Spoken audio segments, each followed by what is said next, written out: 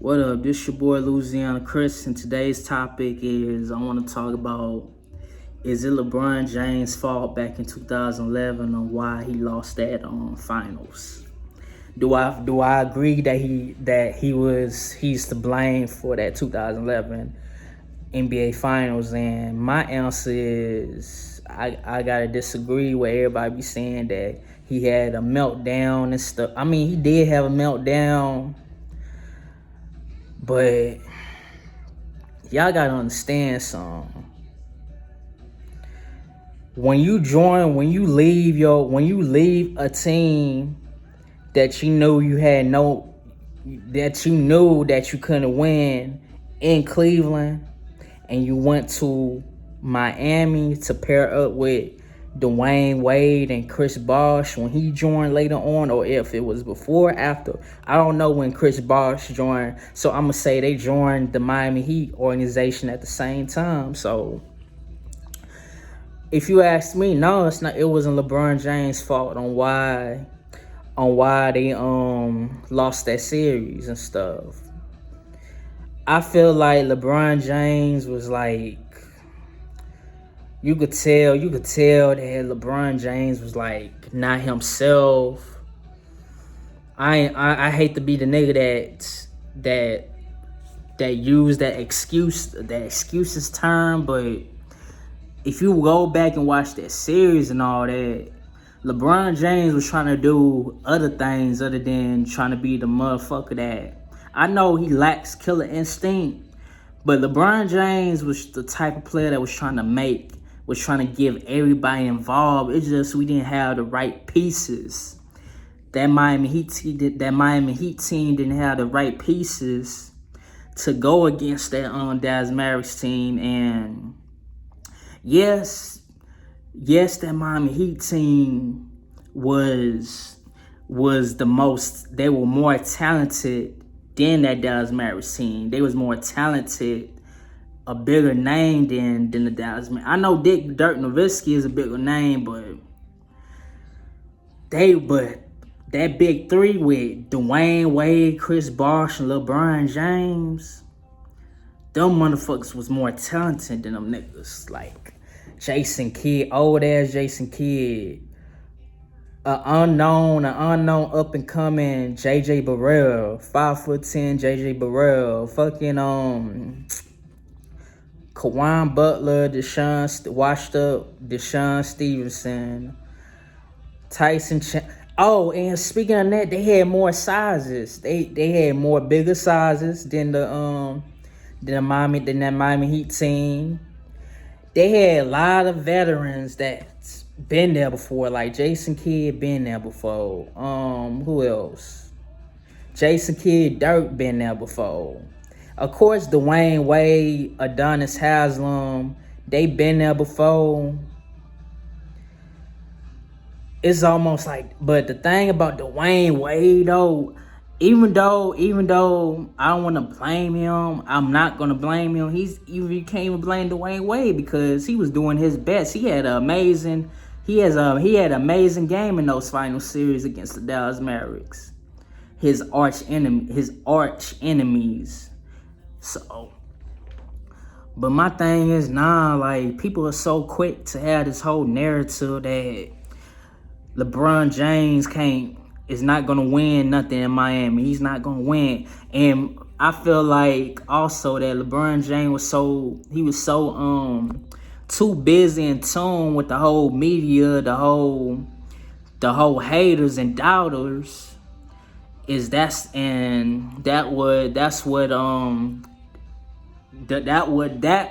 downplays his whole confidence in the game. All of those people that he was listening to saying that, like the Cleveland fans, I hope he don't win nothing in Miami. That's gonna lower down your fucking confidence of winning a championship. And people want to make fun of this man in Miami. That first finals loss, they want to make fun of him, saying that he had 8 points and all that. I used to be that motherfucker too, because I'm pissed off why he went back, because he went back to Cleveland. I'm pissed off about that. I bring that shit up every time when he hurted me. He broke my fucking soul. He hurt my fucking heart when he went back to Cleveland, because I was a big fucking Miami Heat. I still love the Miami Heat to this day, and I still love the Heat culture, man. They have one of the biggest, not only the biggest and the most. They fan base is just, what can I say? They fan base is dope, bro. It is really dope. So shout out to the whole Miami Heat organization. I don't say that to much basketball organization, but Miami, that you just had to be there as a teenager, because from when I was 13 to 17, I had the most best teenage years of watching that shit, watching LeBron James playing like a straight up G, a hero, one of the fucking bestest basketball players in the world at that time in Miami. Like, people want to talk about his best years in Cleveland, but nah, Cleveland was not his best years. He didn't start to peak, and he didn't start to reach his prime until he went to Miami. Miami is always the Miami Heat is always gonna be my favorite LeBron James. I'm still gonna say this shit. I'm still gonna stand on it. LeBron James in his days in Miami was my favorite LeBron James. Whenever he has a retirement ceremony and all that, and he retires from the game of basketball, I'ma always remember his days in Miami. Fuck him in Cleveland. Fuck him with the Los Angeles Lakers. It was the Miami Heat that made me, no homo, I ain't trying to dick ride or nothing, but made me fell in love. Not fell in love, but made me be the biggest fan of LeBron James, bro. I said Michael Jordan was the one once he retired as a Washington Wizard. He's the reason why I watched the game of basketball. But LeBron James, man, LeBron Ramon James, even though I got a lot of videos of bashing him because I'm now a LeBron James hater, but his days in Miami I really loved and respected. No homo. But Michael Jordan introduced me in the game of basketball, and he was one of those first basketball players that got me into basketball back in 2003 when I was 6 years old, turning 6 years old, on my way of being on my way in elementary school in the first grade, about to enter the first grade. Michael Jordan was one of those niggas that introduced me, made me watch basketball. But LeBron James, but guys like Kobe, LeBron, mainly LeBron in my teenage years in the 2010s, from 2010 to 2000, my high school years, from 2010 all the way to 2014. I'm a class of 2015. He already went back to Cleveland at that time. But at this fucking time, man, LeBron was one of the reasons why I tuned in on the game of basketball. I tuned in. He made me love the game of basketball even more. Michael Jordan wasn't never that type of motherfucker that made me fall in love with basketball even more. It was Kobe, Tracy McGrady, Allen Iverson, and lastly LeBron James. Dwayne Wade too. I ain't trying to leave out Dwayne Wade too, but people be sleeping on Dwayne Wade. I just don't like how the way that nigga move as a person with his kids and all that, with the whole sex change situation and the whole suspect shit. But that's here and there. But at the end of the day, bro, LeBron James had the most greatest memorable impact in Miami, bro. For real. You can't never take that shit away from LeBron. and how he proved the dollars wrong that next year in 2012 and 2013 when he won back to back. I feel like his speech was more better than Michael Jordan. Let alone better than all of his speeches. I know he said this one's for Daddy with Michael Jordan when he lost his dad, and the other one when he came back from baseball and shit, he said this one's for Daddy.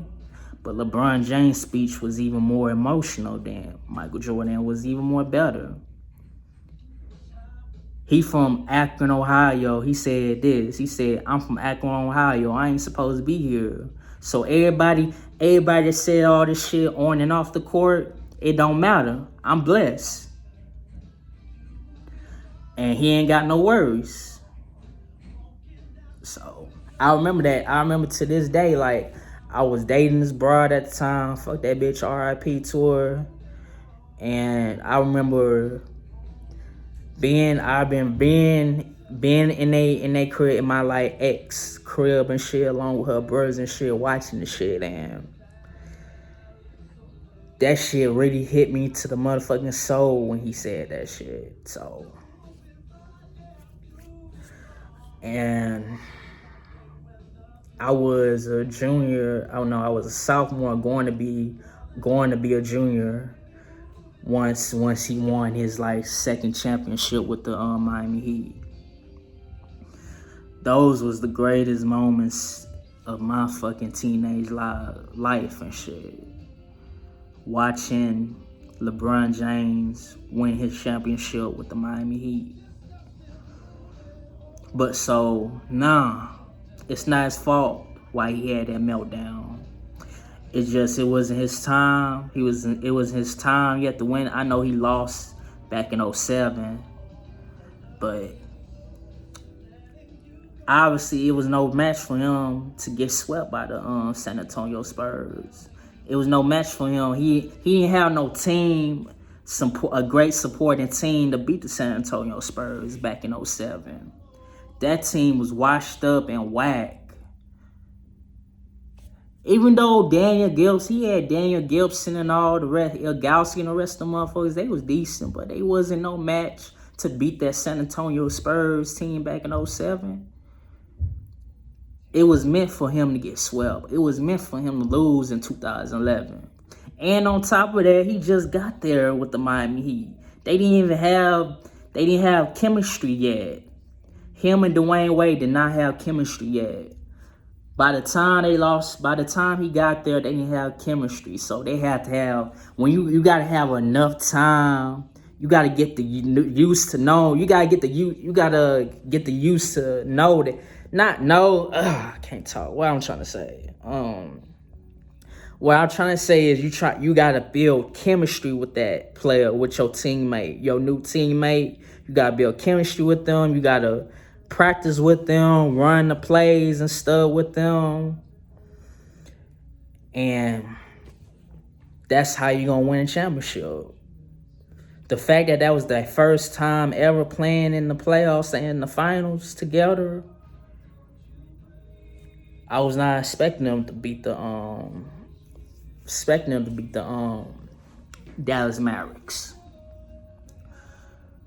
But people gonna say this, but KD, once he got with the Golden State Warriors and shit, once he got with Golden State and shit, he fucking won right away.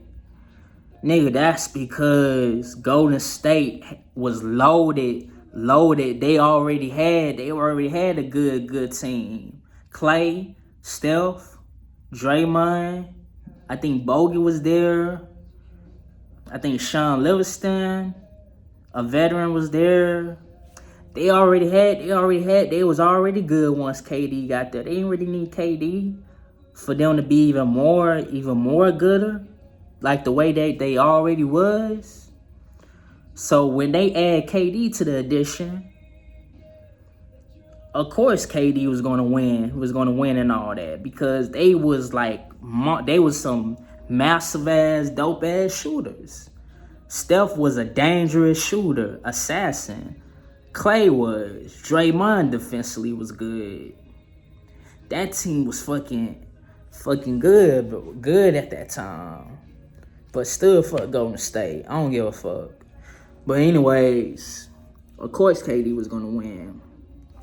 You can't compare that shit to when LeBron James first got to Miami and did that big 3 era and shit. When they formed that big 3 era and stuff. Can't say that shit about LeBron James. What the fuck? Plus they didn't have no decent role models at the time when LeBron got there. That's why they had to get Mike Miller, Chris Anderson, aka Birdman. They had to get Mario Chalmers, Shane Battier. They had to get those guys for Miami to be even more better. That 2011 Miami Heat team wasn't even stacked. Yeah, they had James Jones. And I think they had a player like Joel Anthony. They had Haslam, but Adonis Haslam wasn't the Haslam like he was before back in the 2000s. But he was still a decent player at that time. Eddie House was good in his days with the Boston Celtics, but he was washed up. By the time he went to Miami, he was washed up. Who else that was on the team? Mike Bibby was washed up. Why the fuck we got Mike Bibby? Mike Bibby was washed up. Who else? And he barely even played any minutes in the finals. I'm trying to think who else was on that team. All I remember that next year, I don't think was Norris Cole, and it was in that 2011. I think Norris Cole joined that next year. Yeah, I think he joined that next year that I remember. I know we got Shane Battier later. I think, we had Juwan Howard. Juwan Howard at this time was in the Juwan Howard like he was back in the Washington Bullets and all that. This, that, and the third. But, nah, bruh. It's not LeBron James' fault on why they lost. It wasn't his time yet, and he lacked. The chemistry wasn't there yet, and he just got there. And when you like the most hated basketball player at that time, of course your confidence gonna go down. So no, I don't fight LeBron James for not trying to like win that finals, because there was nothing they could do at that time because that was their first time playing together. And I don't know. All I know is that people need to stop bringing that 2011 NBA Finals up, because if it was anybody else that played at Dallas Mavericks team, why nobody don't even... I'm gonna bring this shit up. Why nobody don't keep that same energy when... Even though I'm a Kobe fan too, that's why I named my son Kobe, but his name with a C though, because my name starts with a C, Chris, and I just call him C-O-B. I just named him C-O-B-E instead of a K. So, but why do people do not keep that same energy when that's the same Mavericks team that swept the Los Angeles Lakers in the first round? They swept them in the first round. Nobody keeps that same energy with them. They always want to go to the finals and want to bash LeBron James, and that might not just LeBron James, the whole Miami Heat team, but mainly is LeBron James. Why nobody don't keep that same energy when they beat when they swept the fucking Lakers in the first round? And the reason why that is because people got some pick or choose, they favoritism fans, they casual fans. They not real fucking fans like us and shit. So, and they always want to go by the next nigga, because they don't got their own words to like have an opinion of. They want to go by everybody else's opinion and agree with their opinion. So my opinion is that it's not LeBron James' fault, and I'm gonna leave that as I'm gonna stand on that. LeBron James had it was just not his time. That's all I'm gonna say, to win that championship. And I'm gonna stand on that. This your boy Louisiana Chris. I'm out. One, you heard me. And peace. And I'll see y'all in the next video of when I talk about other Miami Heat talk. It's not always gonna be about the Miami Heat talk. There's gonna be other stuff too. I talk about everything all over, like the sports, rap, this, that, and the third. Make sure y'all like, comment, subscribe, and peace.